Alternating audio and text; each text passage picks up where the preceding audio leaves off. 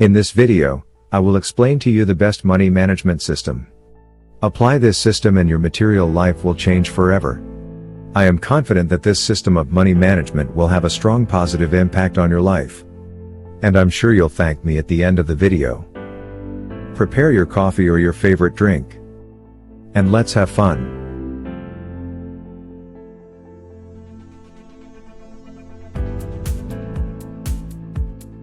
Welcome, dear follower, to Rich Books channel, where coffee, music and book. The idea of the channel is that I read a book and give you a benefit. If you want to benefit from reading without what you read, subscribe to the channel. When I was searching for the best money management system that could have a positive impact on my life, I really found this system and it changed my life. I hope you will benefit from this system. I will explain to you step by step so that you can change your life for the better from this financial system. Ferry in the video says that people on the planet are divided into three categories in terms of thinking about money. 5%, 15% and 80%, and as all the studies show it, says 5% of the planet are basically generational wealth. They have created generational wealth. It's not the top 1% guys, somebody who is worth $5 million. Who has paid off their home and when they pass on they transfer all that wealth over. That's generational wealth. You with me on this? Some of them are worth millions, some of them 10, some of them are hundreds, some of them are now billions. But that's the 5%. The 15%, write this in your notes. You ready? They are the middle class. They got a house. They got a little savings. They go on a few vacations, and they're comfortable, and there's nothing wrong with that 15%. But where do you think the 80% sits? Darcy, the 80%. Look around the room. Potentially 80% of this room. I don't think so, but potentially with the numbers 80% of this room when they are older either A, have to work to make money, or B, are dependent upon the government or their family to subsidize their lifestyle. 80%. Some of you think to yourself, my kids better be successful. 5% generational wealth, and it starts at $5 million and above. 15% comfortable. My in-laws are 93 and 90 years old. They have $1 million net worth. They're in that 15%. House is paid for that they bought for $11,300 years ago. Right in Anaheim, California on Bruce Street. Paid that sucker off. Every time I talk to my father-in-law, you see my Ford stock. Right, he's not. He started buying Ford stock like in 1948. You with me? Like I had $1 that I had 2 shares, then 3 shares. But over time, guess what? He's in that 15%. How many of you know someone right now though? That based upon their money behaviors, and their money psychology, they're clearly going to end up in the 80%. Don't point out them if they're in this room and don't make them wrong, but I'd like you to consider. Maybe they just never heard what I'm about to share with you. So I'm gonna show you guys a business strategy for your money. You guys have for that a business strategy. I'm not gonna tell you what to invest in, that's not my role. I'm going to show you ideas of what the very best people do. I'm gonna put it up on the big screen. Which means the team's gonna keep it here the whole time. And you're gonna take detailed, copious notes. So here's the first thing. I want to show you this is what 80% of real estate professionals do. 80% of real estate professionals. They get a commission check and that check goes into their personal account. 80% they get a check and it goes into their personal account. They go home. And maybe they say, here honey, or here on by myself, and I put it in my account. But this personal account is not an LLC, an S Corp, a limited light. You know, limited partnership. It's not a corporation. It's a personal thing now. I'm not gonna ask you to raise your hands if that's you. But I am gonna say this to you. I would like to thank you for paying lots in taxes. Thank you very much. I really appreciate you overpaying what you should be paying. Keep up the good work. So what's rule number 1?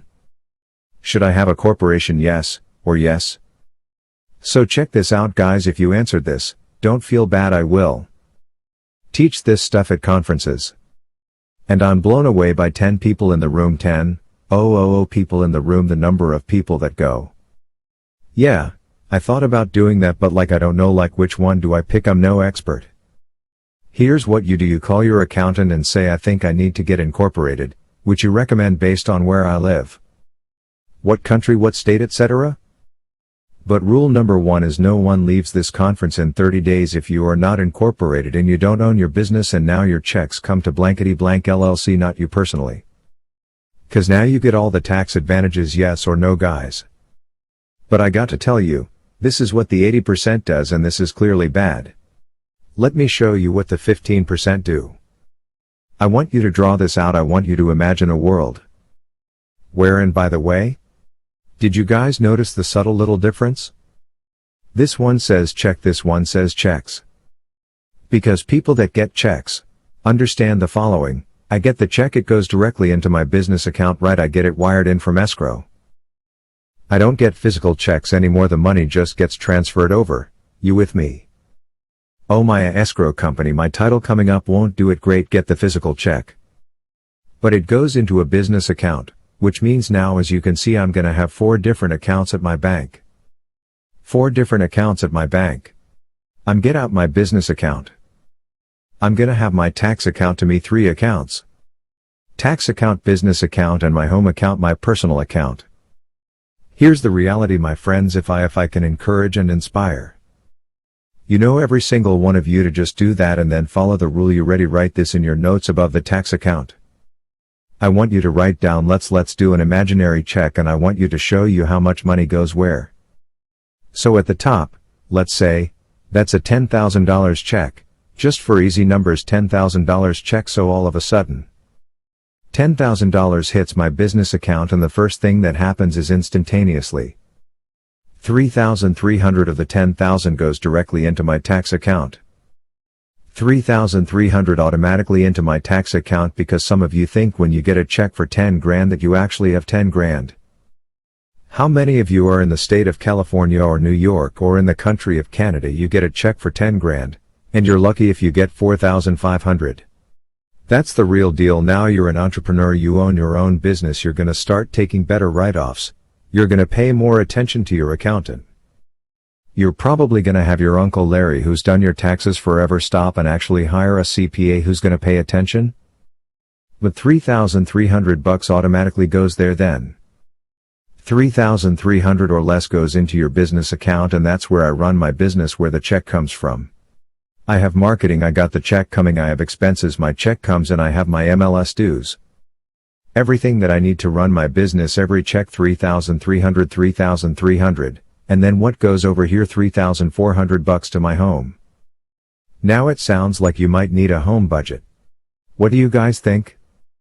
Because many times what do? We get a check and we just start spending the money. By the way, if you look at this, the very first one, this is the cardinal sin. This is what poor people do. They get a check and they just start spending. Who knows someone like that? Say I. Matter of fact, the bigger the check, the more they start spending, and they never think about debt reduction, because they'll do that later. Because I've worked so hard and this was such a challenging transaction. And that's why I'm going to overindulge and spend on myself. And we know the financial roller coaster you're actually putting yourself through this, my friends, is what the people do that take care of their money. They know Uncle Sam or Revenue, Canada or Mexico. They're taking their money, no matter what. So when I commit, that check comes and I don't say to myself, I get it all, it automatically goes there. I leave a piece here, and the balance goes here. Makes sense? So tell your buddy. Are you gonna do this? Yes or no? Yes or no? Now here's what I know. Look up here, guys, the number of clients that have done this, and then I see them a year later and they go, I have $15,000 and my savings kind of never had that, but more importantly, I paid all my taxes. Like I'm on time and I have money inside my business account, and it's the end of the year and my accountant said I need to take a dividend, so I'm getting a big chunk of change at the end of the year. This is awesome. Now I don't know about you guys, but is anybody like nice things? Family trips, vacations, memories, holidays, maybe a new outfit. The challenge is if you keep that psychology without requiring or putting in the discipline. You know what? You end up with a bunch of nice things and a shit ton of debt. So do me a favor, tell your buddy. Do you know someone personally that has too much debt? Anybody inside this room. Now listen, there's smart debt. There's bad debt. And I'm not gonna go too in depth with you on this. But you know the difference, you know credit card debt at 19% is dumb. Debt buying a house and getting a mortgage with 3.5% is really good debt. So we all know the difference, and I just want you to be mindful. I want you to take care of your money, but now did you guys get a photo of this? Did you capture it? Are you sure? Are you promising to do this? Okay, do you want to know what the wealthy agents do? This is what the wealthy agents do. It's a little more complex. It's a little more complex. I would get it up on the big screen over there, guys, and take a photo of it, but more importantly, I want you to draw the whole thing out in your notes. Draw the whole thing out on your notes. This is what the wealthy do. This is the stuff that no one taught me so all until Bill Mitchell pulled me aside and said, "What do you do with your money?" And I'm like, I don't know, I just get the check and I throw it inside my account and I spend it like crazy and I never have any cash, and I'm always in trouble. Draw this out. So play a game with me. You get a $10,000 check. The $10,000 check goes to what account? To what account? And 33% of it goes automatically where? To my tax account, because I don't really have 10,000. I really have, like, 6,000 and change. That's the real deal. So 3,300 automatically here. Then I take another 3,300 over here or less because I don't know your business expenses. But by the way, guys, here marketing costs should be no more than 10% of your expected gross revenue. Your marketing costs should be no more than 10% of your expected gross revenue. So a percentage, that 3,300, is going to go for your direct mail and your marketing and your email and your Zillow leads and your Facebook ads and the prints and the brochures and everything else. But no more than 10%. No more than 10%, got it?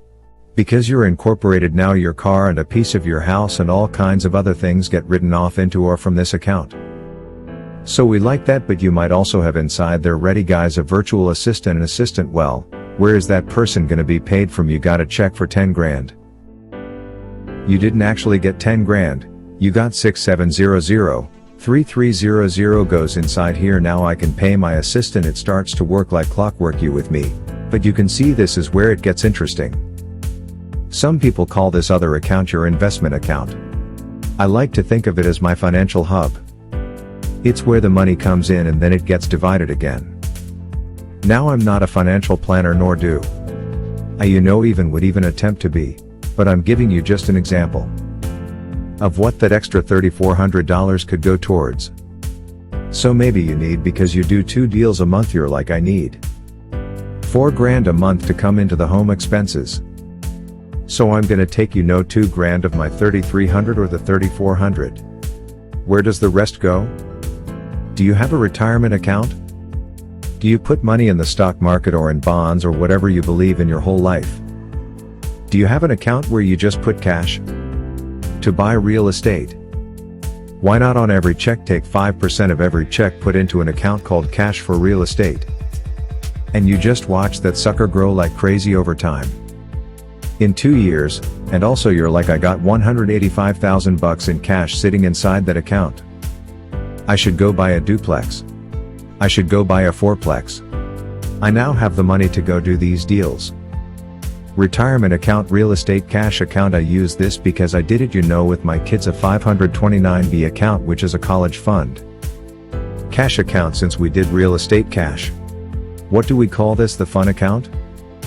The fun account, the I'm gonna go spend this money on stupid stuff and throw it away later and not care, or I'm gonna take this money and I'm gonna use it for vacations and holidays.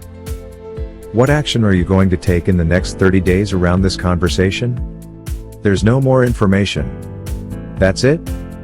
Tell your buddy, what actions are you gonna take in the next 30 days? Do it right now. If you like this money management system, my follower friend, and know someone who could benefit from it, send them the link. Send him this clip if you are ready to change his life.